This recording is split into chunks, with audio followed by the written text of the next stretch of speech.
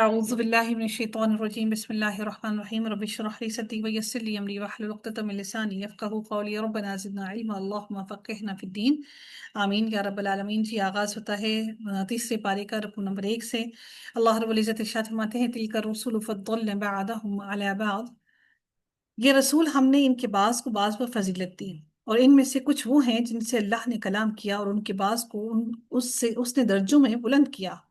اور پھر اللہ تعالیٰ فرماتے ہیں وَآتَيْنَا عِيسَى ابْنَ مَرْيَمَ الْبَيِّنَاتِ وَأَيَّدْنَاهُ بِرُوحِ الْقُدُسِ، اور ہم نے عیسیٰ ابن مریم کو واضح نشانیاں دی اور اسے پاک روح کے ساتھ قوت بخشی۔ وَلَوْ شَاءَ اللَّهُ مَا اقْتَتَلَ الَّذِينَ مِن بَعْدِهِم مِّن بَعْدِ مَا جَاءَتْهُمُ الْبَيِّنَاتُ وَلَكِنِ اخْتَلَفُوا فَمِنْهُم مَّنْ آمَنَ وَمِنْهُم مَّنْ كَفَرَ۔ پھر اللہ تعالیٰ فرماتے ہیں کہ اور اسے پاک روح کے ساتھ قوت بخشی، اور اگر اللہ چاہتا تو جو لوگ ان کے بعد تھے آپس میں نہ لڑتے، اس کے بعد کہ ان کے پاس واضح نشانیاں آ چکی، اور لیکن انہوں نے اختلاف کیا۔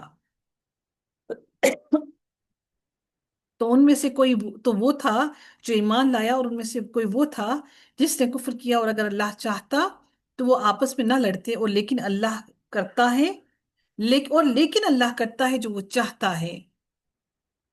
دیکھیے گا تلک رسول، اس سے وہ رسول مراد ہیں جن کا اس صورت میں ذکر آیا ہے۔ اس سے ظاہر ہے کہ انبیاء درجات میں مختلف ہیں اور فضیلت میں ایک دوسرے سے زیادہ ہیں۔ تو اللہ تعالیٰ نے فرمایا وَلَقَدْ فَضَّلْنَا بَعْدَ النَّبِيِّينَ عَلَى بَعْضٍ، سورہ بنی اسرائیل میں، اور بلا شبہ یقیناً ہم نے بعض نبیوں کو بعض پر فضیلت دی۔ ان نبیوں کو جو فضیلت میں ہیں ان کو اولو العزم کہا جاتا ہے، ان انبیاء کو اولو العزم کہا جاتا ہے، ان نبیوں کو باقی نبیوں پر فضیلت اللہ تعالیٰ نے دی۔ اللہ تعالیٰ فرماتے ہیں منہم من کلم اللہ، جیسے موسیٰ علیہ السلام کے بارے میں اللہ تعالیٰ نے کہا کہ ان میں سے وہ ہیں جن سے اللہ تعالیٰ کسی سے کلام کرتا ہے۔ وَكَلَّمَ اللَّهُ مُوسَىٰ تَكْلِيمًا، اللہ تعالیٰ سورہ نساء میں فرماتے ہیں اور اللہ نے موسیٰ سے کلام کیا، اللہ نے خود کلام کیا موسیٰ علیہ السلام سے۔ تو اس لیے اللہ تعالیٰ نے بعض نبیوں پر اللہ تعالیٰ نے فضیلت عطا کی۔ اب اولو العزم نبی کون کون سے ہیں؟ وہ 5 انبیاء ہیں جو اولو العزم ہیں۔ ایک حضرت نوح علیہ السلام، پھر حضرت ابراہیم علیہ السلام، حضرت موسیٰ علیہ السلام، حضرت عیسیٰ علیہ السلام، اور حضرت محمد صلی اللہ علیہ وآلہ وسلم۔ یہ 5 انبیاء ہیں جو اولو العزم میں شامل ہیں۔ ان انبیاء کو اللہ تعالیٰ نے باقی نبیوں پر فضیلت عطا کی۔ پھر سے بتاؤں گی، حضرت نوح، پھر حضرت ابراہیم، حضرت موسیٰ، حضرت عیسیٰ اور حضرت محمد صلی اللہ علیہ وآلہ وسلم۔ اللہ تعالیٰ نے پھر فرمایا وَرَفَعَ بَعْضَهُمْ دَرَجَاتٍ، یہ بات اسی آیت سے پہلے بھی جو گزر چکی ہے کہ اللہ تعالیٰ نے رسولوں میں سے بعض کو بعض پر فضیلت بخشی۔ اب پھر اللہ نے فرمایا کہ ان میں سے بعض کو درجات میں بلند کیا۔ اس سے ایک خاص شخصیت کی فضیلت بیان کرنا مقصود ہے جسے سب جانتے ہیں، اس لیے نام لینے کی ضرورت نہیں سمجھی گئی۔ جیسا کہ اللہ تعالیٰ نے آیت بنی اسرائیل کی آیت میں فرمایا سبحان الذی اسری بعبدہ، اس میں بھی اللہ نے اس بندے کا نام بتانے کی ضرورت نہیں اللہ تعالیٰ نے پیش آئی اللہ کو، بلکہ ہم سب جانتے ہیں کہ یہ آیت بھی نبی اکرم صلی اللہ علیہ وآلہ وسلم کے بارے میں ہی نازل ہوئی کہ وہ پاک ہے وہ ذات جو نبی اکرم صلی اللہ علیہ وآلہ وسلم کو لے گیا۔ کہاں پر معراج کے واقعہ بھی ہوا، وہ صرف نبی اکرم صلی اللہ علیہ وآلہ وسلم کے لیے تھا، یہ کسی اور نبی کو یہ شرف حاصل نہیں ہوا۔ تو اب وہ اللہ تعالیٰ نے اولو العزم انبیاء کو بنایا، اور 5 وہ انبیاء ہیں، اور اللہ تعالیٰ نے ہر نبی کو ہر نبی دوسرے نبی سے مختلف تھا۔ یوسف علیہ السلام کو اللہ تعالیٰ نے جس طرح سے اللہ تعالیٰ نے کسی نبی کو ایک فضیلت 2 طرح کی ہوتی ہے، ایک مجموعی اور ایک کلی فضیلت، اور دوسری مجموعی فضیلت ہوتی ہے یعنی کسی ایک چیز میں دوسروں سے بڑھ کر ہونا۔ مثلا یوسف علیہ السلام کہ وہ خود ان کے والد، دادا اور پردادا سارے کے سارے نبی تھے، یہ فضیلت کسی اور رسول کو حاصل نہیں۔ پھر کیا ہوا کہ اس لحاظ سے رسول اللہ صلی اللہ علیہ وآلہ وسلم نے انہیں اکرم الناس یعنی سب لوگوں سے زیادہ معزز فرمایا۔ کن کے لیے؟ حضرت یوسف علیہ السلام کے لیے۔ اور نبی اکرم صلی اللہ علیہ وسلم نے فرمایا کہ حضرت یوسف علیہ السلام کی صبر کی مثال نہیں ملتی، کہ سب سے زیادہ صبر کرنے والے حضرت یوسف علیہ السلام تھے، انہوں نے اپنی قید پر صبر کیا، اللہ سے کوئی سوال کوئی شکوہ نہ کیا۔ آدم علیہ السلام کو اللہ تعالیٰ نے 60 ہاتھ قد دیا اور انہیں اپنے ہاتھ سے پیدا فرمایا، یہ آدم علیہ السلام کی جزوی فضیلت تھی، یعنی کہ ایک جز تھا، that was a part of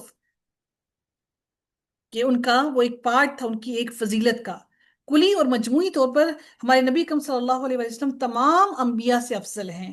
ان کے اندر تمام انبیاء کی وہ فضیلتیں اور وہ تمام معجزات اللہ تعالیٰ نے حضرت محمد صلی اللہ علیہ وآلہ وسلم کو عطا کیے۔ یہی صحیح عقیدہ ہے اور اس پر تمام امت کا اجماع ہے۔ آپ صلی اللہ علیہ وآلہ وسلم نے اپنے بارے میں فرمایا، انا سید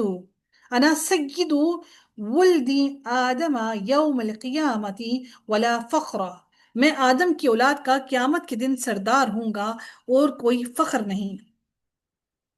کتنی اہم ترین بات ہے کہ نبی کرم صلی اللہ علیہ وآلہ وسلم کو اللہ تعالیٰ نے سب پر فضیلت عطا کی۔ پھر اللہ رب پھر اور کیا ہے کہ آپ صلی اللہ علیہ وسلم کی فضیلت کے لیے قرآن مجید ہی کافی ہے۔ ان کو اللہ تعالیٰ نے قرآن مجید نبی کرم صلی اللہ علیہ وسلم کو دیا اور کسی نبی کو نہیں ملا۔ دوسرے تمام انبیاء کے معجزات ان کے ساتھ ہی ختم ہو گئے، جبکہ قرآن قیامت تک باقی ہے۔ آپ صلی اللہ علیہ وسلم کی فضیلت کو دلائل سے ثابت کیا اور اس سلسلے میں شبہات کی جواب بھی دیے گئے ہیں۔ لیکن ابو ہریرہ رضی اللہ تعالیٰ عنہ سے روایت ہے کہ رسول اللہ صلی اللہ علیہ وسلم کا فرمان ہے کہ بظاہر اس کے کیا ہے کہ انہوں نے کیا فرمایا کہ آپ صلی اللہ علیہ وسلم نے فرمایا، مجھے موسیٰ سے بہتر نہ کہو۔ کیوں انہوں نے کہا؟ کیونکہ ہر نبی کو دوسرے نبی سے کمپیریزن کرنے کے لیے نبی صلی اللہ علیہ وسلم نے منع کیا کہ ہم نبیوں کو کمپیئر نہیں کر سکتے۔ ہاں، فضیلت اللہ کے نزدیک ان کے مرتبے کی ہے۔ وہ کیسے ہے کہ اللہ تعالیٰ نے ان کو کسی سے کلام کر کے اللہ تعالیٰ نے ان کو فضیلت عطا کی، کسی کو اللہ تعالیٰ نے معجزات میں فضیلت عطا کی، اللہ تعالیٰ نے کسی درجات میں کسی کو فضیلت عطا کی۔ لیکن ہم مسلمانوں کو اللہ تعالیٰ نے یہ اللہ تعالیٰ نے ہم میں سے کسی مسلمان کے لیے جائز قرار نہیں دیا کہ ہم میں سے کوئی بھی مسلمان نبیوں کا آپس میں کمپیریزن کرے۔ آپ صلی اللہ علیہ وسلم نے فرمایا کہ لا تفضلوا بین انبیاء اللہ، اللہ کے انبیاء کو ایک دوسرے پر فضیلت مت دو۔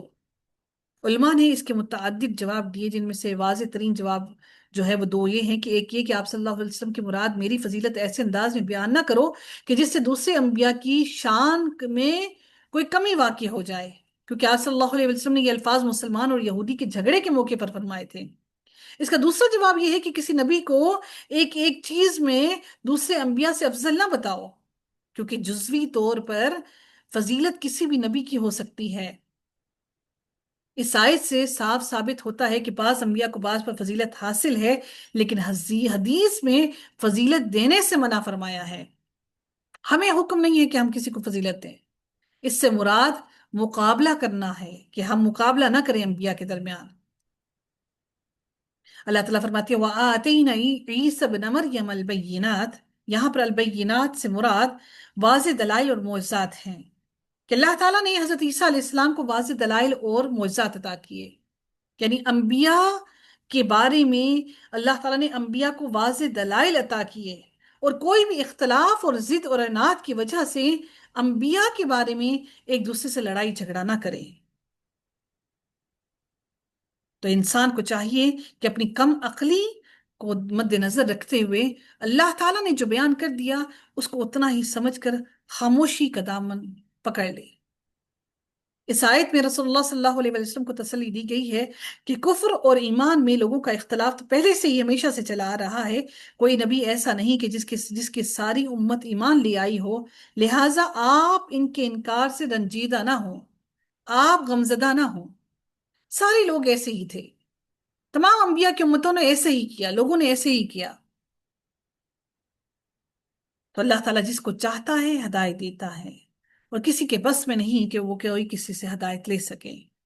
پھر اللہ رب العزت ارشاد فرماتے ہیں یا ایھا الذین آمنوا انفقوا مما رزقناکم من قبل ان یأتی یوم لا بیع فیہ ولا خلة ولا شفاعہ، اے لوگوں جو ایمان لائے ہو، اس میں سے خرچ کرو جو ہم نے تمہیں دیا ہے، اس سے پہلے کہ وہ دن آئے جس میں نہ کوئی خرید و فروخت ہوگی اور نہ ہی کوئی دوستی اور نہ ہی کوئی سفارش، اور کافر لوگ ہی ظالم ہیں۔ انسان پر سب سے زیادہ مشکل جان و مال کی قربانی ہے۔ عموماً شریعت کے احکام کا تعلق ان دونوں سے ہے۔ اس صورت میں پہلے وَقَاتِلُوا فِي سَبِيلِ اللَّهِ فرما کر جہاد کا حکم دیا، اور آیت میں اللہ تعالیٰ نے پھر فرمایا مَنْ ذَا الَّذِي يُقْرِضُ اللَّهَ، کیا فرمایا؟ کہ جہاد کے لیے مال خرچ کرنے کی ترغیب دی۔ اس کے بعد طالوت کے قصے کے ساتھ پہلے حکم کی تاکید کی، اور اس آیت کے ساتھ دوسرے حکم کی تاکید کے لیے دوبارہ مال خرچ کرنے کا حکم دیا۔ مقصد یہ ہے کہ انسان دنیاوی اسباب اور وسائل کو چھوڑ کر اکیلا ہی اللہ تعالیٰ کے سامنے حاضر ہوگا، لہٰذا آخرت میں نجات کے لیے صدقہ اور خیرات اور اس جیسے نیک اعمال کو وسیلہ بناؤ۔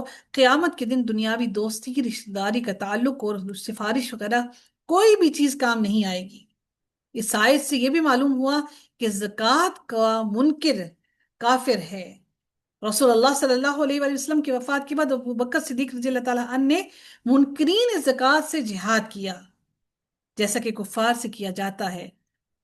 آپ کو علم ہے اس چیز کا کہ لوگ زکوٰۃ سے بچنے کے لیے کیا کرتے ہیں؟ اپنا مال، دولت، پیسہ جو ہے وہ اولاد کے نام پہ کر دیتے ہیں کہ ہمیں زکوٰۃ نہ دینی پڑے۔